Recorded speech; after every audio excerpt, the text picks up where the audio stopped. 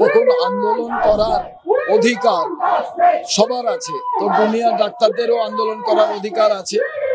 আমি মনে করি জুনিয়র ডাক্তাররা তারা যে আন্দোলন করছিলেন তার জন্য তাদের আমি কুর্নিশ জানাই, স্যালুট জানাই।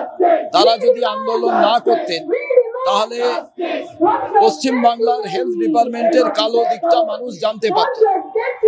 এবং আমি মনে করি পশ্চিম বাংলার বহু মানুষ গরিব আছেন, যারা 95% হাসপাতালে তারা চিকিৎসার পরিষেবা পান।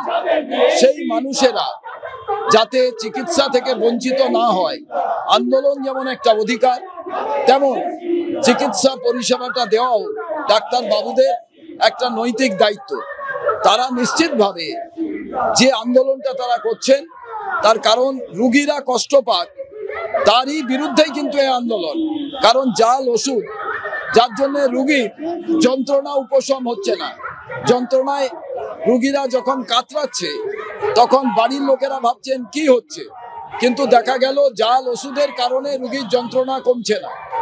এই আন্দোলনের মাধ্যমে এই ঘটনাগুলো সামনে এসছে। তো ডাক্তারবাবুরা যা করছেন সেইটা কিন্তু রুগীদের ভালোর জন্যই, কিন্তু চিকিৎসা পরিষেবা দেওয়া, ট্রিটমেন্টটা চালু রাখা, এটাও কিন্তু আমি আবেদন করব ডাক্তারবাবুদের কাছে। একাধারে আন্দোলনও করুন, একাধারে আপনাদের দাবি দাবা নিয়ে যে সংগ্রাম চলছে, যে আন্দোলন চলছে, যে আজকে কর্মবিরতির পুরো যে ডাক, সেটা অফ ডিউটিতে যারা থাকবেন কর্মবিরতি করুন, বাকি সময় গরিব মানুষদের এই পরিষেবাটা দিন। দুর্গাপুজোর আগে কেউ অসুস্থ হয়ে গেলে এমনিতেই বন্ধ থাকে। স্বাস্থ্য ভবনে যখন জুনিয়র ডাক্তাররা আন্দোলন করছিলেন তখন এক রাতে 200 সিসিটিভি লেগে গেছিল, কিন্তু সেই জায়গায় 28টি মেডিকেল কলেজে সেভাবে সিসিটিভি লাগলো। নিরাপত্তা এটা একেবারে অন্যায় ঘটনা।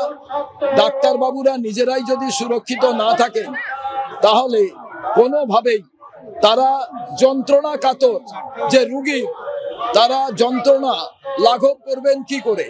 তাদের আগে নিজেদের তো সুরক্ষিত থাকতে হবে, তবেই তো ঠান্ডা মাথায় তারা চিকিৎসা করতে পারবেন। রাজ্য সরকারের এটা দেখা প্রয়োজন এবং মহামান্য আদালতও এটা বলেছেন। বাংলা হান্টের আরো খবর দেখতে নজর রাখুন। বাংলা খবর মানেই বাংলা হান্ট।